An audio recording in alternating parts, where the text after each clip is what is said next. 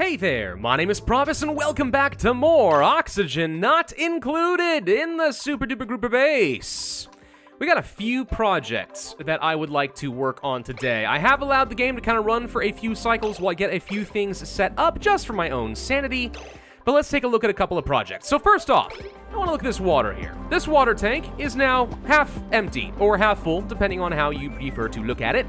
And I do not like how rapidly we have been using this up. Yes, we have many thousands of kilograms of water sitting around that we can make use of, but eventually this isn't going to last. I need to start gaining a new source of water, and let's be honest, this steam vent over here simply is not going to cut it. We've already discovered pretty unfortunately that it can be pretty nasty cooling this down in addition to making use of the refinery.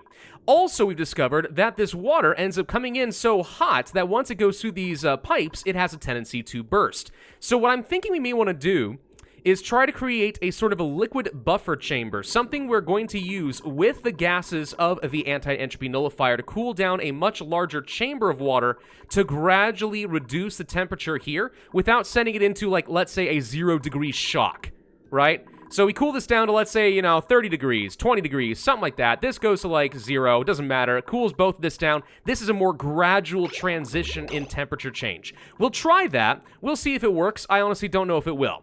Another thing we could do, of course, is start making use of the huge amount of polluted water that I'm sitting on. Every one of these reservoirs is filled with polluted water, and I'm doing absolutely nothing with it. One thing we could do to fix that is actually start making use of a water sieve, right? Sort of like we did up over here, but running all the time, taking this polluted water and cleaning it out to become regular usable water. The downside to that is pretty straightforward. We got a lot of germs over 'em, y'all.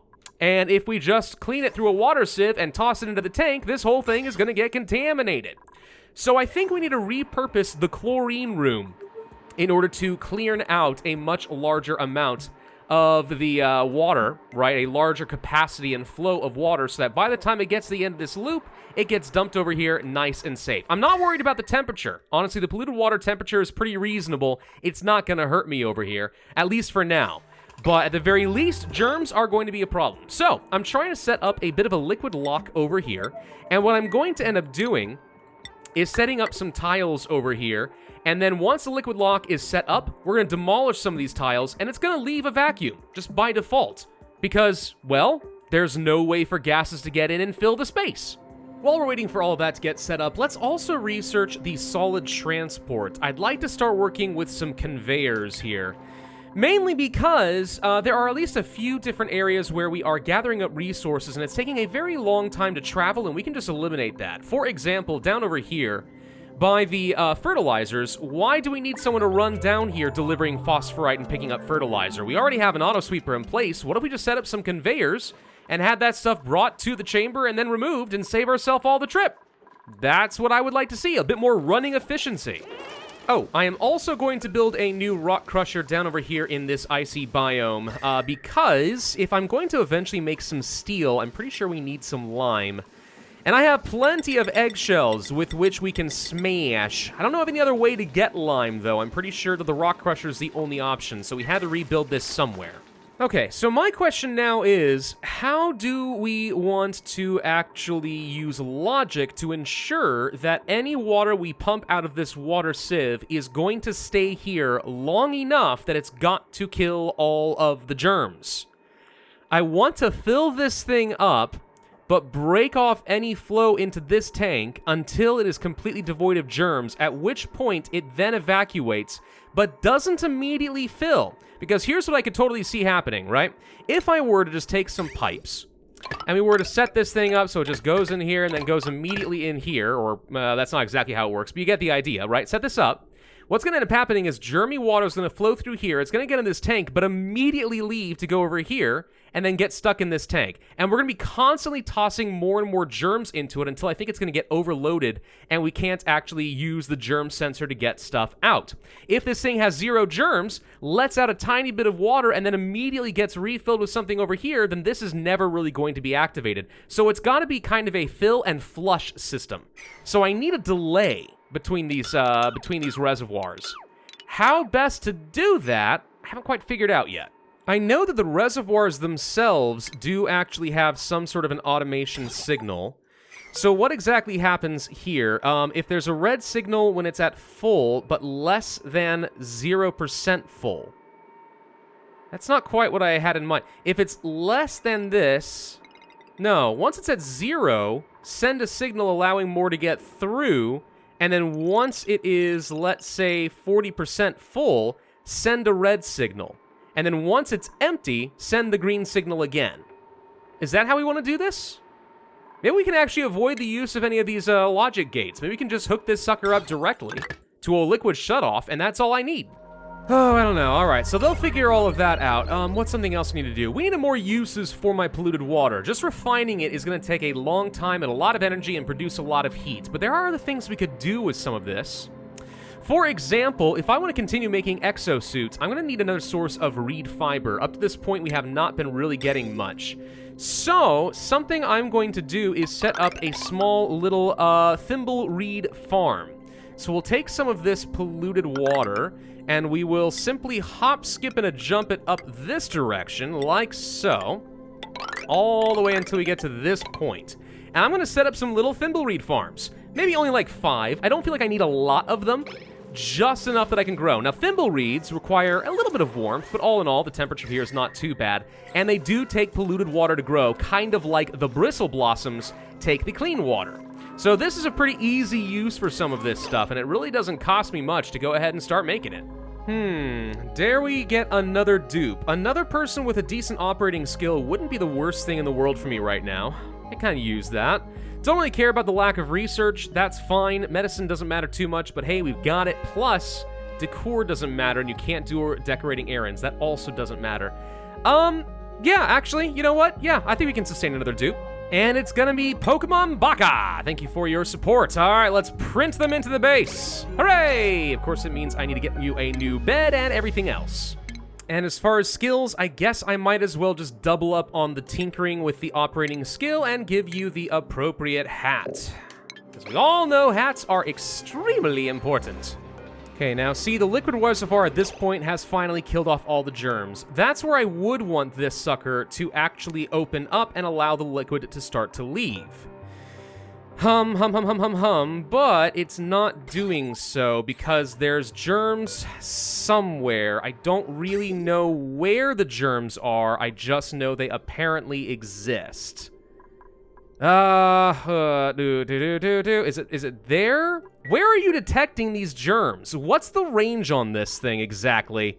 How do you know that there are germs in y'all exactly? Here's another thought.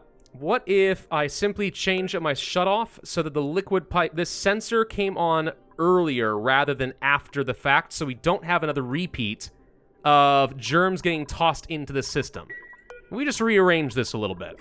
Okay, we'll see if that works. Now, one problem I've got with this germ sensor is it does seem to be going down, but very, very slowly. But hey, once it does get down a certain amount, it will turn back on the liquid shutoff, and we're going to start evacuating this chamber, at which point we just want to make sure that this actually does send a red signal at the appropriate time, and then once it's emptied out, then turn it back to green. Maybe that works. Well, either way, okay, I think this might actually technically be set up. So that's now a thing. Excellent. The thimbleweeds are growing. We have a couple more Babbitt Drecos running around, which is great. I am going to need to kill off at least a couple of these guys, though, because, well, alas and alack, they are getting a bit cramped. Still, always nice to have some fresh blood. Okay, well, while all of this does its thing, there's something else I want to consider. So down over here, we have a couple problems. One, we're starting to run low on cold water, at least in this lower tier. We're gonna want to rehook this up a little bit so we can start pumping through some cold water and actually cooling this stuff off. But also, something I'm realizing is we're wasting a lot of water and energy in this current system. So you guys know that the electrolyzers release oxygen and hydrogen at a pretty high temperature. That's why we have this whole cooling loop in the first place. 70 degrees to be precise.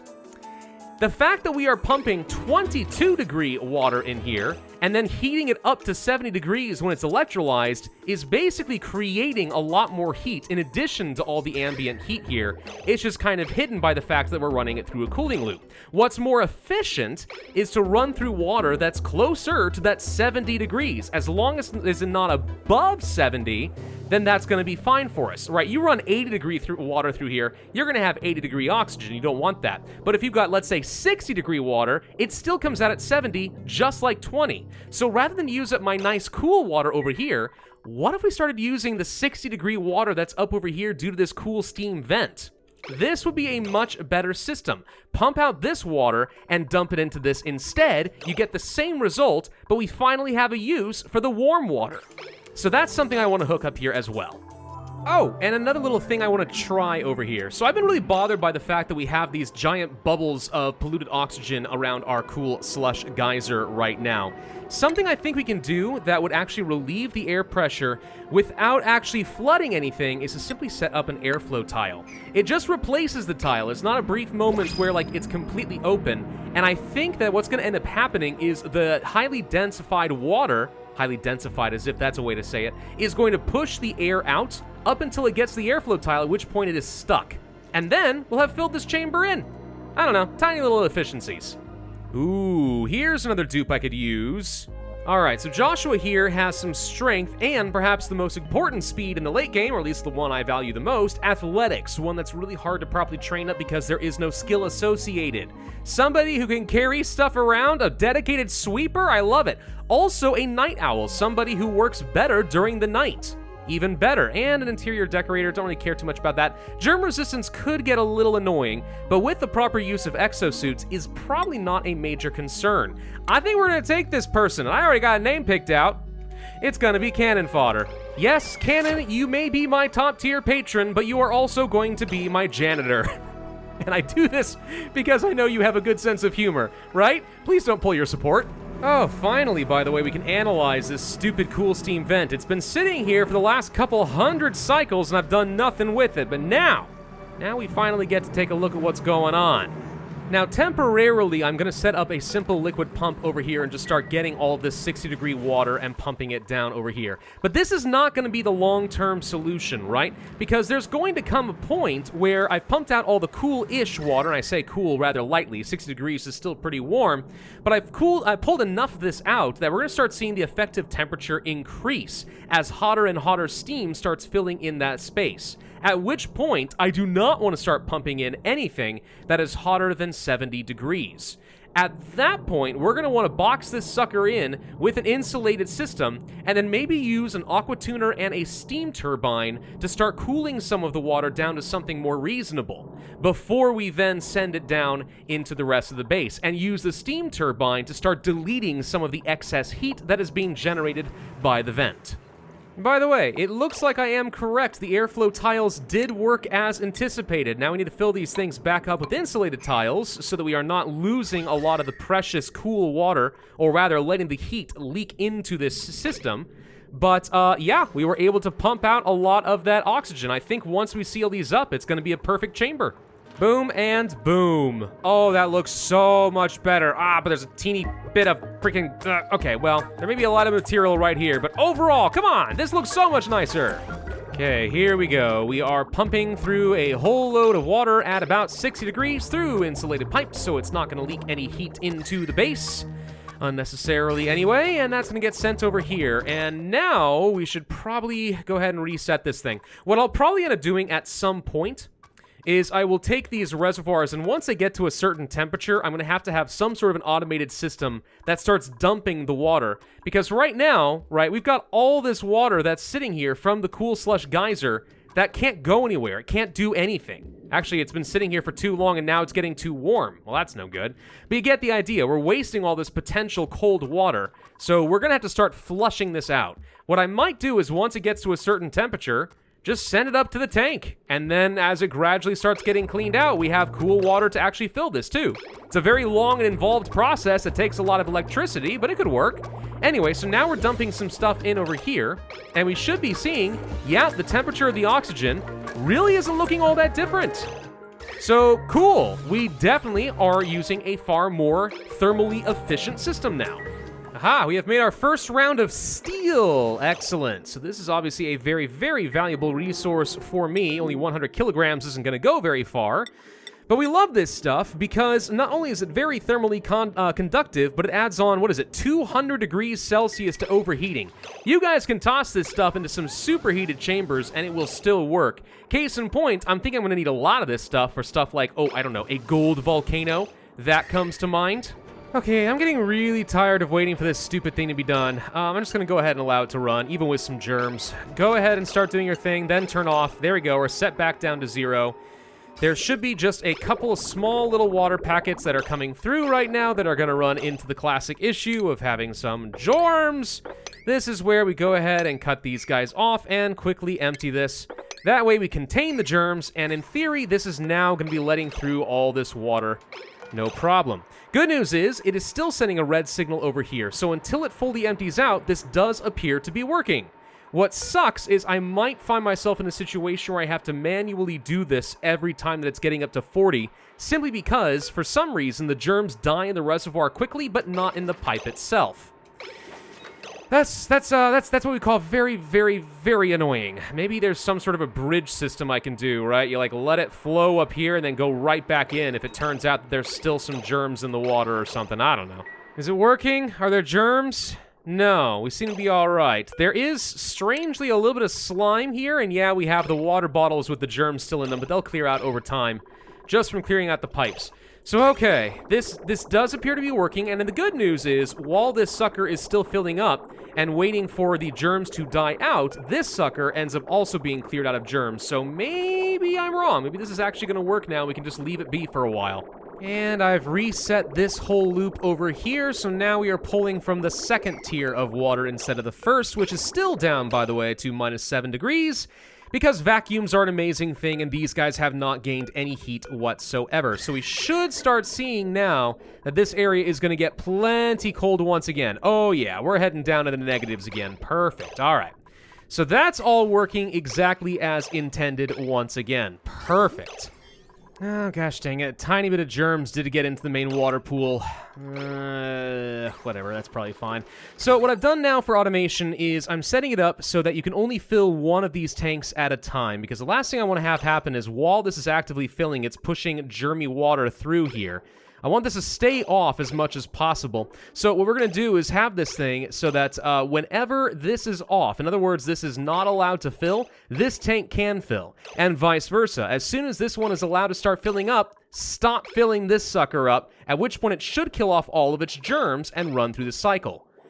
I hope. Gosh, I'm probably missing something really obvious. This is one of those things where these logic puzzles, well, I say puzzles, I know what you're supposed to do, I'm just having a really hard time translating in my head what I want into an actual input and output system.